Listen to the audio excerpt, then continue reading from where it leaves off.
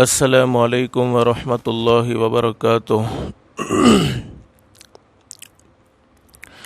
الحمد للہ وکفی وسلام علی عبادہ الذین اصطفی، اما بعد۔ عن عبد الرحمن بن ابی قراد رضی اللہ تعالی عنہ قال ان النبی صلی اللہ علیہ وسلم توضأ يوما فجعل أصحابه يتمسحون بوضوئه فقال لهم النبي صلى الله عليه وسلم ما يحملكم على هذا؟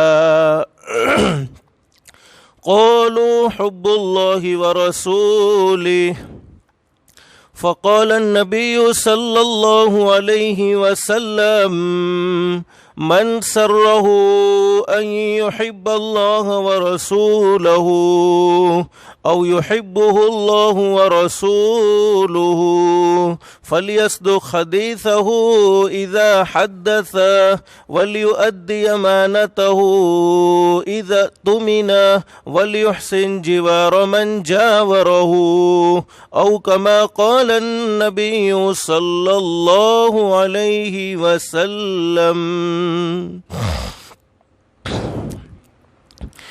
گھروں میں ریسیور کے ذریعے سے سننے والے میرے محترم دوستوں، بھائیوں اور بزرگوں اور میری محترمہ مائیں اور بہنیں، آج رمضان المبارک کا 12واں روزہ ہے۔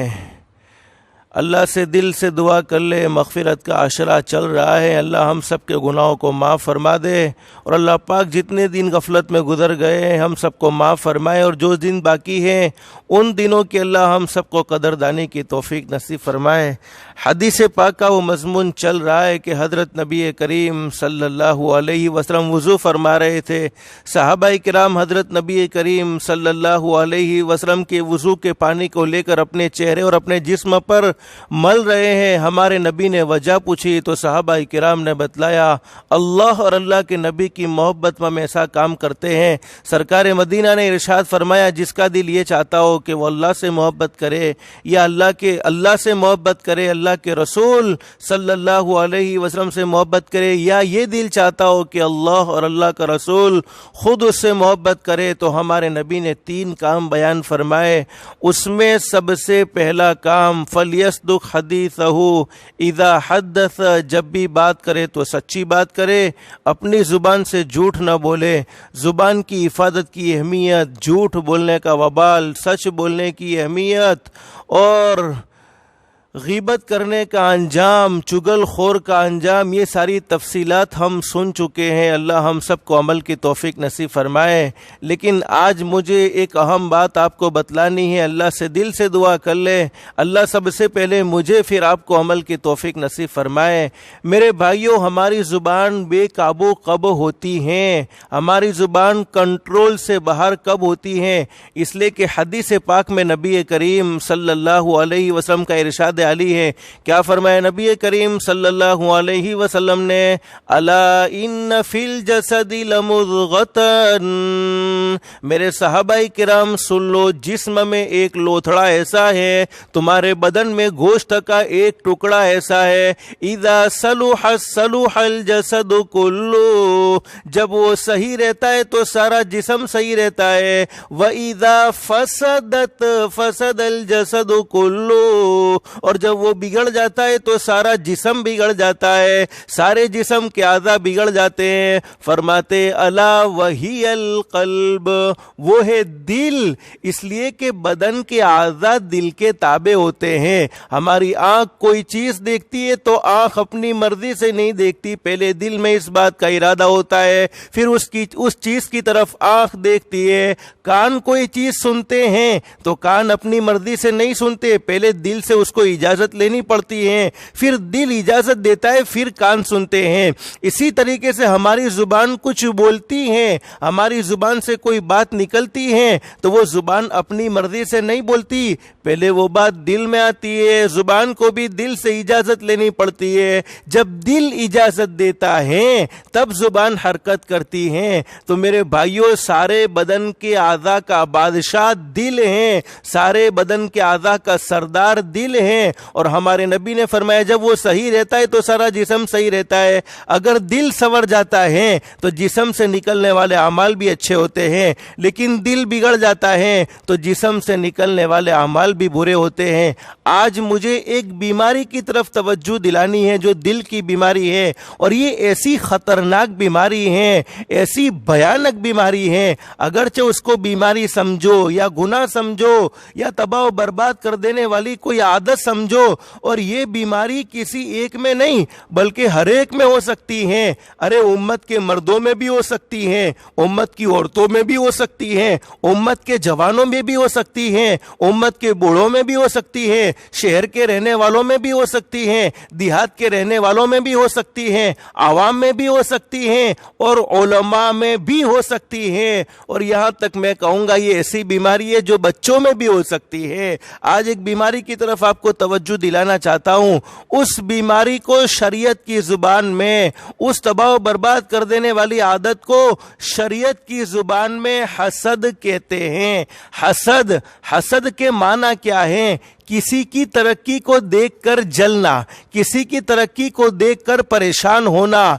यानी अल्लाह ने किसी को माल दिया है, अल्लाह ने किसी को मालदार बनाया है, अल्लाह ने किसी को अच्छे से अच्छे मकान में रहने का अल्लाह पाक ने ठिकाना दिया है, अल्लाह ने किसी को बड़े ओहदे से सरफराज फरमाया है, अल्लाह ने किसी को बड़ी शान, बड़ी शोहरत नसीब फरमाई है, लेकिन दिल में वलवला ये होता है अगरचे वो माल मुझे न मिले, अगरचे ऐसा मकान मुझे न मिले, अगरचे ऐसा ओहदा मुझे न मिले, अगरचे ऐसी इज्जत मुझे न मिले, लेकिन जिसको मिली है उससे भी वो तबाह बर्बाद हो जानी चाहिए। ये दिल की एक हसद, ये दिल का एक जलन। और मेरे भाइयों, हमारे नबी हजरत मोहम्मदुर रसूलुल्लाह सल्लल्लाहु अलैहि वसल्लम का इरशाद अली है, जुबान बेकाबू कब होती है? जब हमारे दिल में किसी के बारे में हसद आ जाता है, किसी के बारे में जलन आ जाता है। अल्लाह ने किसी को माल दिया है, कोई अच्छे से अच्छी गाड़ी में घूम रहा है और हम घूमने की ताकत नहीं रखते और सामने वाले से जल रहे हैं।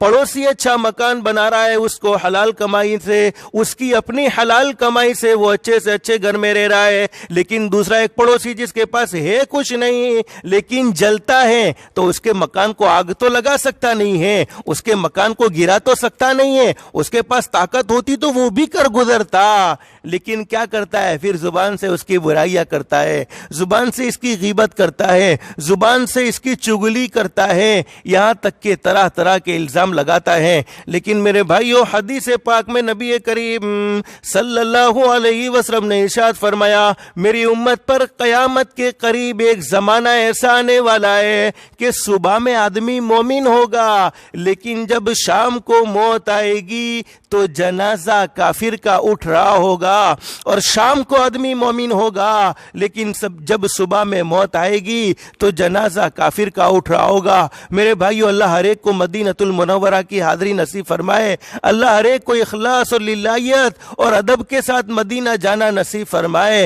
हदीस पाक में लिखा है, एक मर्तबा हजरत नबी करीम सल्लल्लाहु अलैहि वसल्लम मस्जिद नबी की दीवार से टेक लगाकर बैठे हुए हैं और आपकी आंखों से मुसलसल आंसू जारी हैं। हजरत अबू हुरैरा रदी अल्लाह तआला अन्हु, जो हजरत नबी करीम सल्लल्लाहु अलैहि वसल्लम से सच्ची मोहब्बत करने वाले, जब तक माँ जिंदा थी माँ की खिदमत करते रहे, माँ की दुआएं लेते रहे, लेकिन जब माँ दुनिया से चली गई, हजरत नबी करीम सल्लल्लाहु अलैहि वसल्लम की खिदमत में रहते थे और हजरत नबी करीम सल्लल्लाहु अलैहि वसल्लम की मुबारक जुबान से हदीसों को सुनते थे, जमा करते थे और उम्मत तक पहुंचाते थे।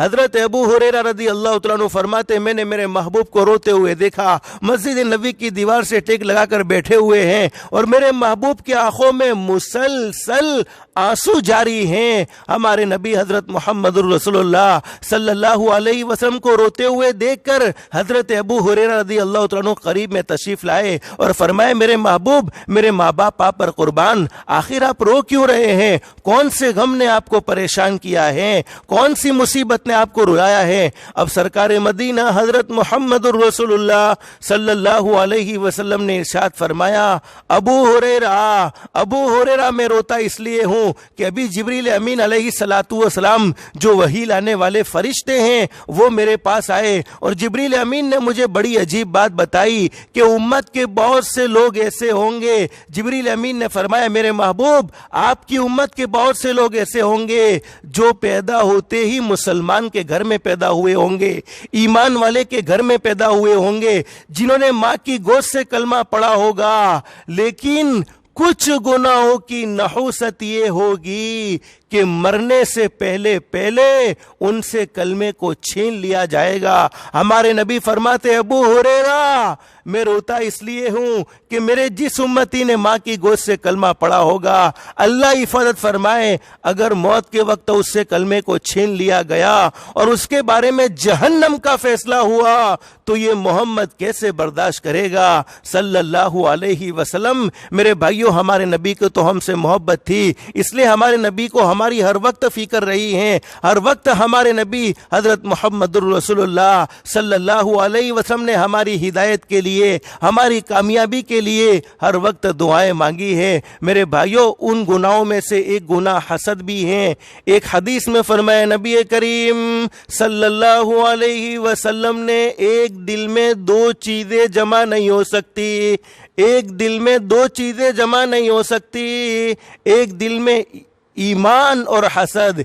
जिस दिल में ईमान है उस दिल में किसी के बारे में जलन नहीं है, उस दिल में किसी के बारे में हसद नहीं है, उस दिल में किसी के बारे में दुश्मनी नहीं है। और जिस दिल में किसी के बारे में दुश्मनी है, किसी के बारे में जलन है, किसी के बारे में हसद है, उस दिल में ईमान नहीं है। और मेरे भाइयों, उलमा जानते हैं, मेरी मोहतरमा माए और बहनें, अल्लाह हम सबको अमल की तौफीक नसीब फरमाए। हदीस पाक में फरमाए नबी करीम सल्लल्लाहु अलैहि वसल्लम ने, कुलूबुल मुमिनीन अरशुन औ कमा क़ाला नबी सल्लल्लाहु अलैहि वसल्लम। सरकार मदीना हजरत मोहम्मदुर रसूलुल्लाह सल्लल्लाहु अलैहि वसल्लम ने इरशाद फरमाया, मोमिन का दिल अल्लाह के रहने की जगह है, अल्लाह की क़याम गाह है। लेकिन जिस दिल में हसद आ जाता है, जिस दिल में मखलूक की दुश्मनी आ जाती है, उस दिल में अल्लाह नहीं रहते हैं, बल्कि उस दिल से तो हदीस पाक में लिखा ईमान ख़त्म हो जाता है।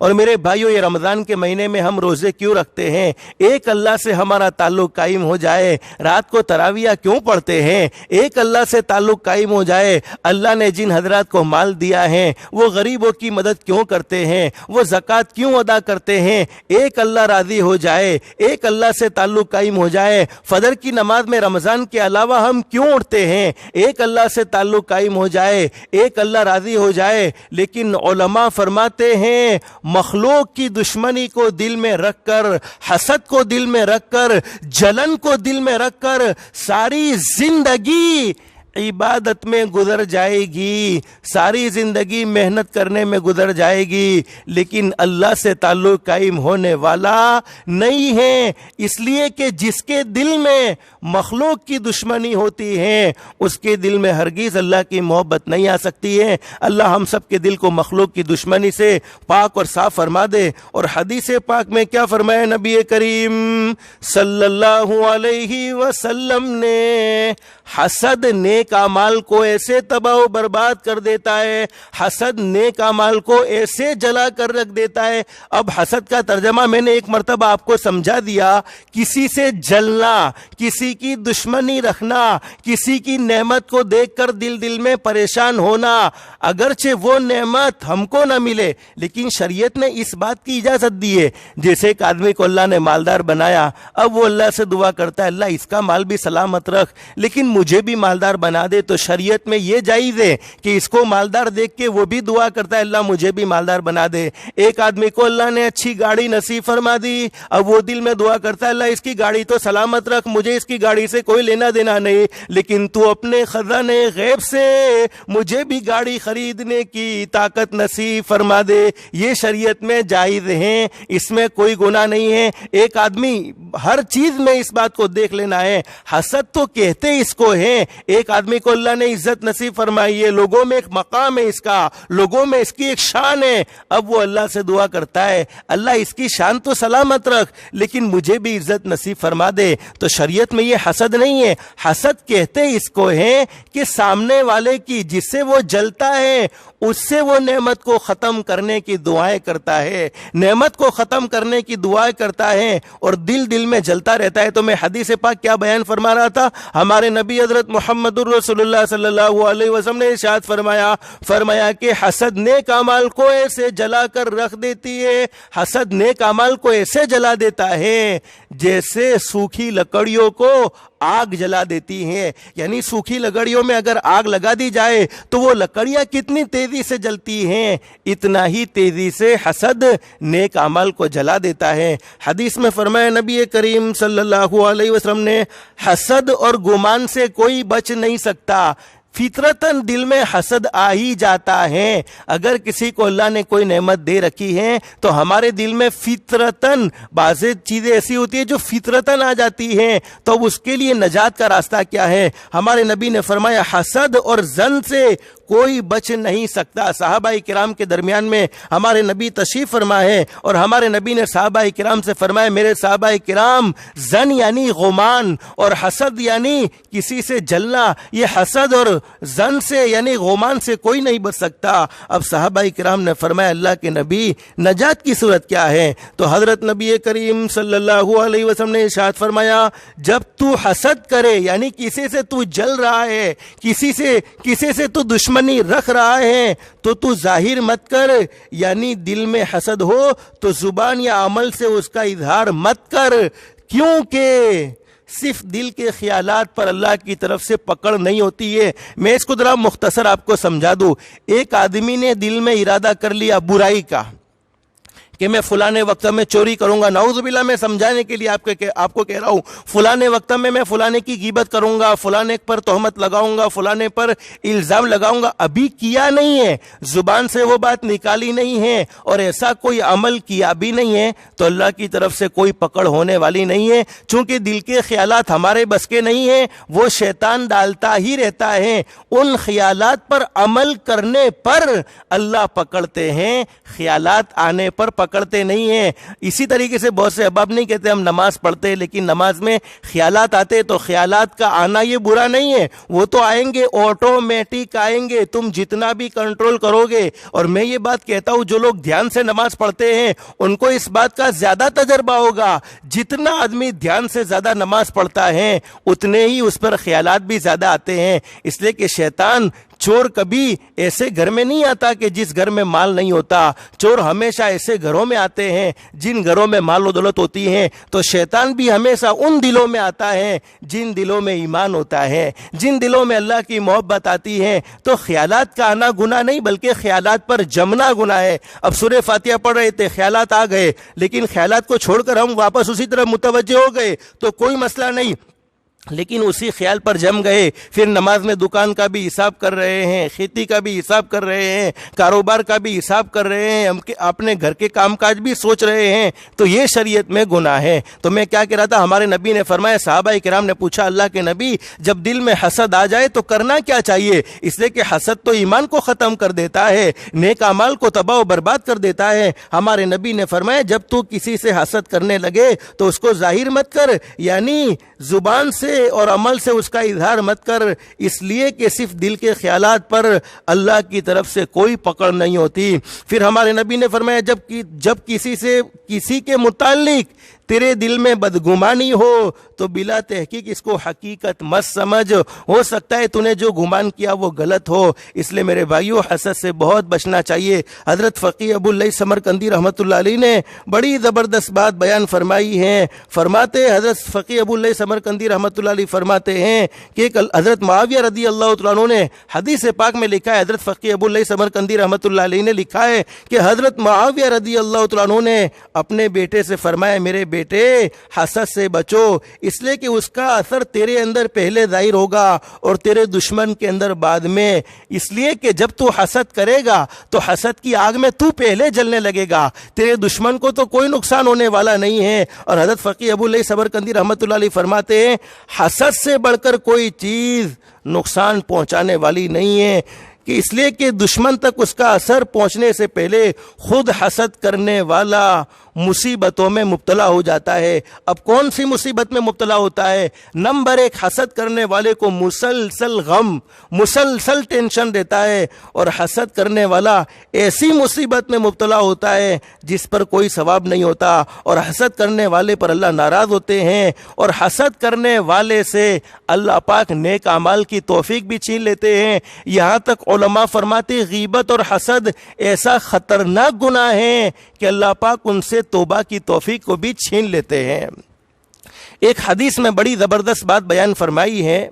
حدیث کے بیان کرنے والے حضرت ابو ہریرہ رضی اللہ تعالیٰ عنہ فرماتے، سرکار مدینہ حضرت محمد رسول اللہ صلی اللہ علیہ وسلم تشریف فرمائے، صحابہ کرام کا مجمع موجود ہے۔ حضرت نبی کریم صلی اللہ علیہ وسلم نے فرمایا، 6 قسم کے لوگ 6 باتوں کی وجہ سے قیامت کے دن حساب سے پہلے ہی جہنم میں داخل کر دیے جائیں گے۔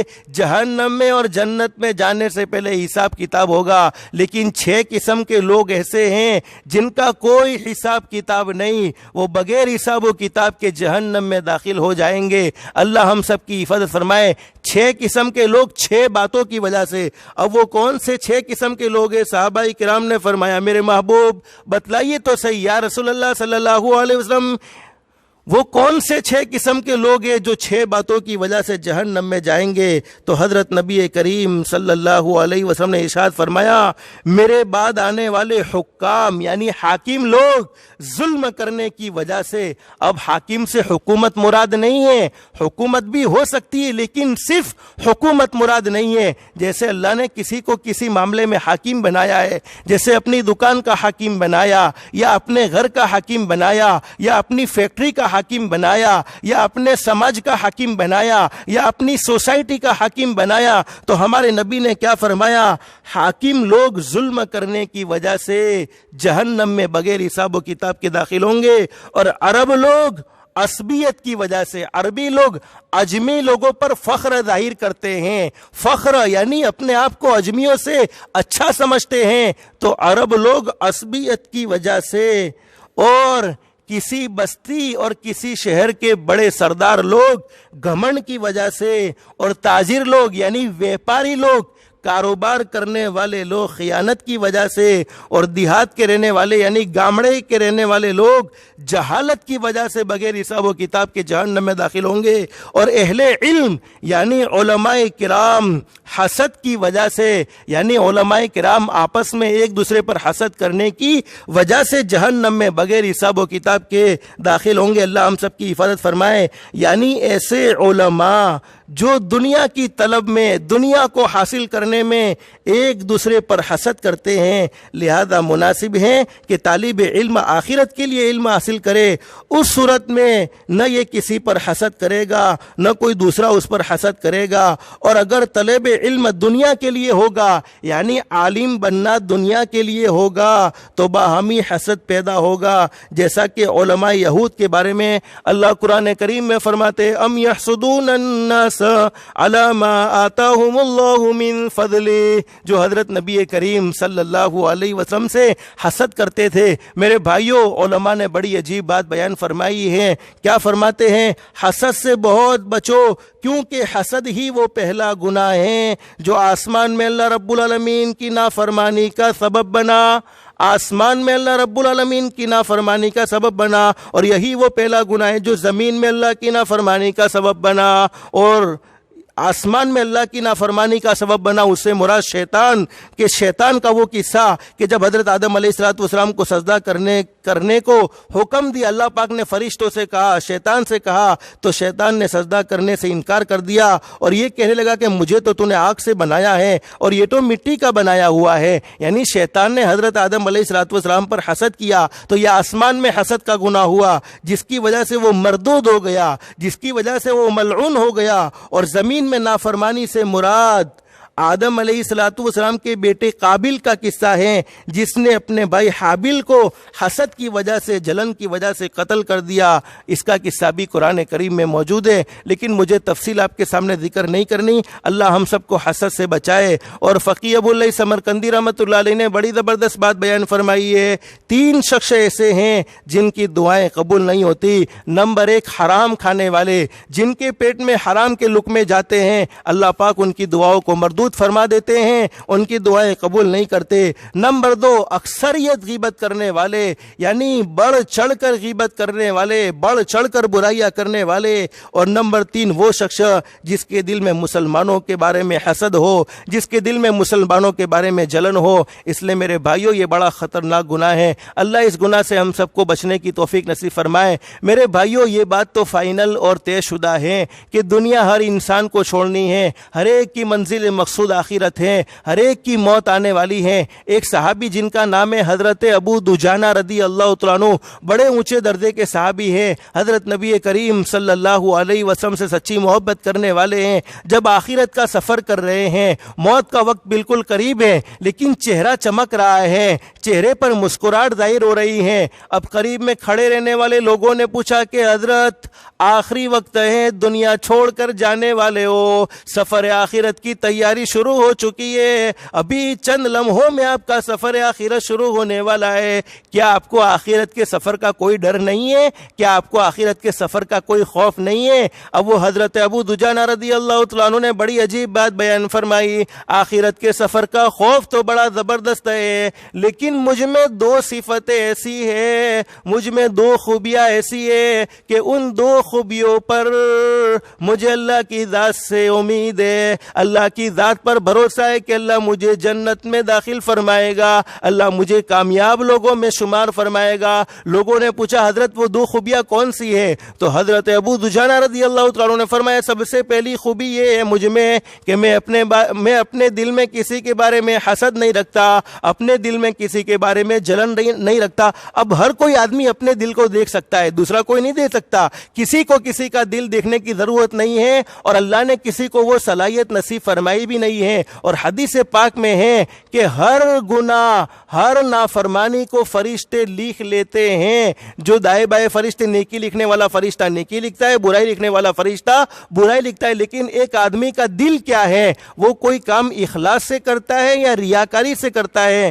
اس کا علم سوائے اللہ کی ذات کو اللہ کی ذات کے علاوہ کسی کو اس کا علم نہیں ہے۔ یعنی وہ عمل جو بندے نے اخلاص سے کیا ہے یا ریاکاری سے کیا ہے، وہ فرشتے بھی نہیں لکھ سکتے، بلکہ وہ تو اللہ ہی جانتا ہے۔ تو ہر ایک کے دل کی کیفیت تو اللہ ہی جانتا ہے۔ اب حضرت ابو دجانہ رضی اللہ تعالیٰ نے پہلی بات یہ بیان فرمائی، میرے دل میں کسی کے بارے میں حسد نہیں ہے، میرے دل میں کسی کے بارے میں جلن اور دشمنی نہیں ہے۔ اور دوسری بات یہ بیان فرماتے ہیں کہ میں اپنی زبان سے کوئی فضول بات نہیں کہتا، اپنی زبان سے کوئی ایسی بات نہیں کہتا جو سامنے والے کے دل کے ٹکڑے ٹکڑے کر دیتی ہو، جو سامنے والے کے دل کو چیر دیتی ہو۔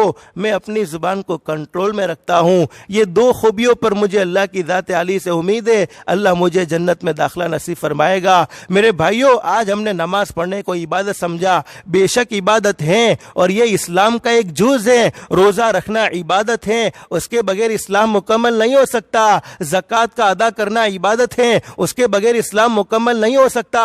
حج کرنا عبادت ہے، اس کے بغیر اسلام مکمل نہیں ہو سکتا۔ لیکن دل کو حسد اور جلن سے پاک رکھنا یہ بھی عبادت ہے، اور اس کے بغیر ایمان مکمل نہیں ہو سکتا۔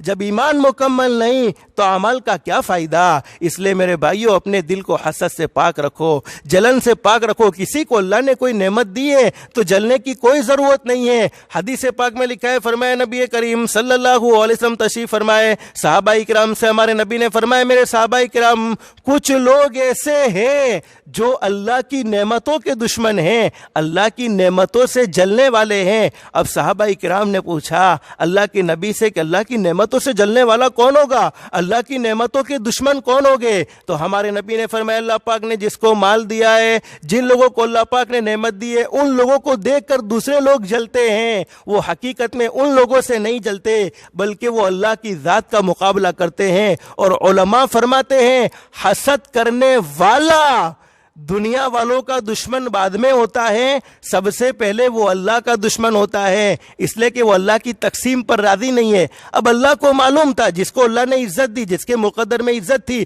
اللہ نے اس کو عزت نصیب فرما دی، جس کے مقدر میں اچھا گھر تھا اللہ نے اس کو اچھا گھر نصیب فرما دیا، جس کے مقدر میں عہدہ تھا اللہ نے اس کو عہدہ نصیب فرما دیا، جس کے مقدر میں مالداری تھی اللہ نے اس کو مالداری نصیب فرما دی۔ لیکن جو جلنے والا ہے وہ اس انسان کا دشمن نہیں ہے، حقیقت میں وہ اللہ کا دشمن ہوتا ہے، اس لیے کہ دینے والا تو اللہ تھا، مال دینے والا بھی اللہ، عزت دینے والا بھی اللہ، ذلیل کرنے والا بھی اللہ، مقام تک پہنچانے والا بھی اللہ، اونچے عہدے تک پہنچانے والا بھی اللہ۔ تو میرے بھائیو اللہ سے دشمنی نہیں کرنی چاہیے، اللہ کا دشمن کون بن سکتا ہے؟ اس سے دل کو حسد اور جلن سے پاک رکھو۔ ایک حدیث پاک مجھے یاد آئی، میں آپ کے سامنے ذکر کرتا ہوں۔ اللہ ہم سب کو، چونکہ آپ نے بھی یہ حدیث پاک سنی ہوگی لیکن ہمیں عمل کی ضرورت ہے، اور رمضان کے مہینے میں دل سے دعا کر لو۔ لیکن ایک بات بتاؤں، حسد کرنا جائز ہے دو صورتوں میں۔ ایک صورت تو یہ ہے کہ اللہ نے کسی کو مال دیا ہے، کسی کو اللہ نے دولت نصیب فرمائی اور وہ بہت خرچ کرتا ہے، کنجوس نہیں ہے، بہت خرچ کرتا ہے۔ اب وہ دل میں یہ امید کرتا ہے، دل میں یہ تمنا کرتا ہے اللہ اگر مجھے بھی مال دیتا تو میں بھی خرچ کرتا رہتا، لیکن شرط یہ ہے سامنے والے کا ختم ہونے کی امید نہ ہو۔ اگر سامنے والے کا ختم ہونے کی امید ہے، اگرچہ جذبہ اچھا ہے پھر بھی وہ حسد میں شمار ہوگا، لیکن سامنے والے کے ختم ہونے کی امید نہ ہو۔ اسی طریقے سے بڑی عجیب بات بیان فرمائی ہے میرے بھائیو، اللہ پاک ہم سب کو عمل کی توفیق نصیب فرمائے، اللہ پاک ہم سب کو حسد سے بچنے کی توفیق نصیب فرمائے۔ یہ ایسا خطرناک گناہ ہے، یہ ایسا خطرناک گناہ ہے۔ اسی طریقے سے اللہ پاک نے کسی کو قرآن کریم سے نوازا ہے، قرآن کریم کی رات میں تلاوت کرتا ہے، دین میں تلاوت کرتا ہے، قرآن کریم کو پڑھتا رہتا ہے، قرآن کریم کی تلاوت کرتا ہے، رات کو جاگتا ہے، اللہ کے سامنے روتا ہے۔ اب دل میں یہ بات ہو رہی ہے وہی جیسی عبادت کرتا ہے، ایسی عبادت کرنے والا میں بھی بن جاؤں، ایسی تلاوت کرنے والا میں بھی بن جاؤں، تو یہ حسد نہیں، لیکن شرط یہ ہے کہ سامنے والے کی ختم ہونے کی تمنا نہیں ہونی چاہیے، سامنے والے سے چھین لی جاوے ویسی تمنا نہیں ہونی چاہیے۔ میرے بھائیوں علماء نے بڑی عجیب بات بیان فرمائی ہے، ہر مسلمان پر واجب ہے کہ حسد سے اپنی حفاظت کرے، کیونکہ حاسد یعنی حسد کرنے والا، جلن کرنے والا، وہ فیصلے خداوندی کی مخالفت کرتا ہے، یعنی اللہ کے فیصلے کی مخالفت کرتا ہے، اور ہر خیر خواہ یعنی بھلائی کو چاہنے والا اللہ کے فیصلے پر راضی ہوتا ہے، بھلائی کو چاہنے والا اللہ کے فیصلے کی مخالفت نہیں کرتا۔ نبی کریم صلی اللہ علیہ وسلم نے ارشاد فرمایا کہ دین ہمدردی اور خیر خواہی کا نام ہے، تو مناسب ہے کہ مسلمان اللہ کے فیصلے پر راضی ہو، اور تمام مسلمان کا خیر خواہ ہو، تمام مسلمان کا اچھا سوچنے والا، بھلائی پہنچانے والا ہو، نہ کہ حسد کرنے والا ہو، نہ کہ دشمنی رکھنے والا ہو۔ ایک بات میں آپ کو بتلاؤں، ایک مرتبہ ہمارے نبی حضرت محمد الرسول اللہ صلی اللہ علیہ وسلم تشریف فرما ہے، صحابہ کرام کا مجمع موجود ہے، ہمارے نبی صحابہ کرام کے درمیان میں تشریف فرما ہے۔ ایک صحابی مسجد نبوی میں داخل ہوئے، ہمارے نبی نے وہ صحابی کی طرف اشارہ کر کے فرمایا جس کو جنتی دیکھنا ہو وہ آنے والے صحابی کو دیکھ لے، یہ جنتی ہیں۔ دوسرے دن بھی ہمارے نبی نے یہی بات بیان فرمائی، تیسرے دن بھی یہی معاملہ، وہ صحابی مسجد میں داخل ہوئے اور ہمارے نبی نے یہی یہی بات بیان فرمائی۔ اب صحابہ کرام میں حضرت انس رضی اللہ تعالیٰ عنہ حدیث کے بیان کرنے والے فرماتے صحابہ کرام میں ایک صحابی جن کا نام ہے حضرت عبداللہ بن عمرو بن عاص رضی اللہ تعالیٰ عنہ فرماتے ہیں میرے دل میں یہ تمنا ہوئی کہ میرے نبی 3 دن تک یہ صحابی کو جنت کی بشارت سنا رہے ہیں اور یہ صحابی کے بارے میں جنت کی خوشخبری سنا رہے ہیں، آخر کیا بات ہے، ان کا ایسا کون سا عمل ہے؟ جیسے ہم دنیا کو حاصل کرنے کے لالچی تھے وہ جنت کو حاصل کرنے کے لالچی تھے۔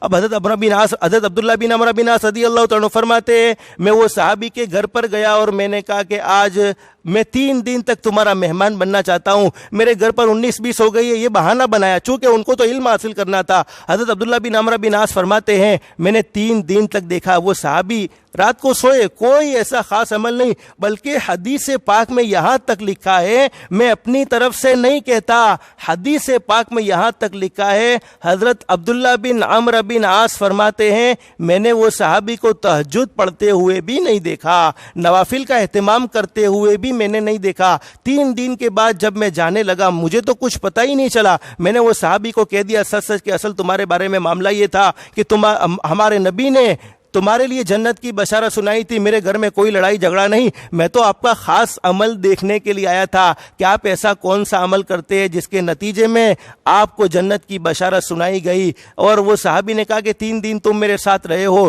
تم نے میرا ہر عمل دیکھ لیا، میرا عمل کوئی نہیں ہے۔ لیکن حضرت عبداللہ بن عمرو بن عاص فرماتے وہ صحابی نے فرمایا ہاں ایک عمل کی وجہ سے میرے نبی نے جنت کی بشارت سنائی، وہ عمل یہ ہے کہ میں اپنے دل میں کسی کے بارے میں حسد نہیں رکھتا۔ تو میرے بھائیو جنت حاصل کرنے کا یہی راستہ ہے کہ دل کو حسد سے پاک اور صاف کر لو، اور یہ رمضان کے مہینے میں جنت کی طلب کرنی ہے تو جنت کی طلب کب کر سکتا ہے کہ جب آدمی لوگوں کی دشمنی سے اپنے دل کو پاک اور صاف کر لے۔ اور حضرت انس رضی اللہ تعالیٰ عنہ سے بھی ہمارے نبی نے فرمایا یا بنیا میرے پیارے بیٹے ان قدرت ان تصبح وتمسی ولیس فی قلبک غش لاحد، کہ تیرے اندر اتنی طاقت ہے کہ تو صبح اور شام ایسی حالت میں کرے کہ تیرے دل میں کسی کے بارے میں کھوٹ نہ ہو، دشمنی نہ ہو، تو ایسا کام ضرور کر ففعل۔ پھر ہمارے نبی نے فرمایا ثم قول یا بنی وذلک من سنتی، اے میرے پیارے بیٹے یہ میری سنت ہے، من احب سنتی، جس نے میری سنت سے محبت کی فقد احبنی، اس نے مجھ سے محبت کی،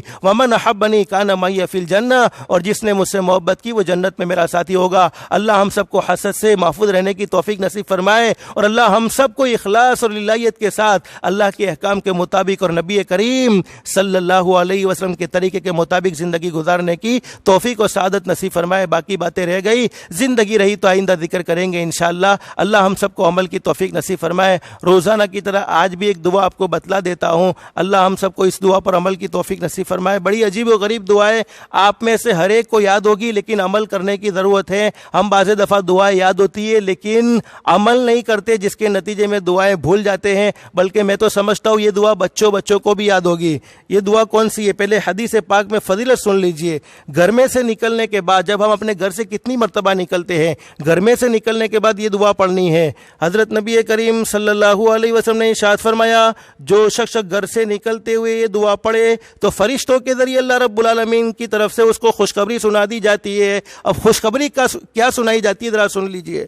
حضرت نبی کریم صلی اللہ علیہ وسلم نے ارشاد فرمایا جو شخص گھر سے نکلتے ہوئے دعا پڑھے تو فرشتوں کے ذریعے اللہ رب العالمین کی طرف سے اس کو خوشخبری سنا دی جاتی ہے کہ تیرے لیے اللہ کافی ہو گیا، تیرے مال کے لیے، تیرے گھر والوں کے لیے اللہ کافی ہو گیا، اور تو ہر تکلیف دینے والی چیزوں سے بچا لیا گیا، اور شیطان بھی تجھ سے دور ہو گیا۔ وہ کون سی دعا ہے؟ بسم اللہ توکلت علی اللہ لا حول ولا قوت الا باللہ۔ بس یہ چھوٹی سی دعا اگر ہم اپنے گھر سے نکلتے ہوئے پڑھیں گے، بسم اللہ توکلت علی اللہ لا حول ولا قوت الا باللہ، جس کے نتیجے میں اللہ کی طرف سے خوشخبری ملتی ہے کہ میں تیرے لیے کافی ہوں، تیرے گھر والوں کے لیے کافی ہوں، اور ہر تکلیف دینے والی چیز سے تو محفوظ رہ گیا، اور شیطان کو بھی تجھ سے دور کر دیا گیا۔ تو میرے پیارو شیطان دور ہوگا، اللہ ہمارے گھر والوں کے لیے کافی ہو جائے گا، ہمارے لیے اللہ کافی ہو جائے گا، تو ہم گھر سے باہر نکلیں گے تو انشاءاللہ کوئی تکلیف کا ہمیں سامنا نہیں کرنا پڑے گا۔ اللہ اس دعا کا اہتمام کی بھی ہم سب کو توفیق نصیب فرمائے۔ اللہ پاک کہنے سننے سے زیادہ اخلاص، استخلاص اور استقامت کے ساتھ عمل کی توفیق نصیب فرمائے۔ آمین یا رب العالمین۔ وآخر دعوانا ان الحمد للہ رب العالمین۔ سبحان اللہ و بحمدہ سبحانک اللہم و بحمدک نشہد ان لا الہ الا انت نستغفرک و نتوب الیک سبحان ربک رب العزۃ عما یصفون وسلام علی المرسلین والحمد للہ رب العالمین.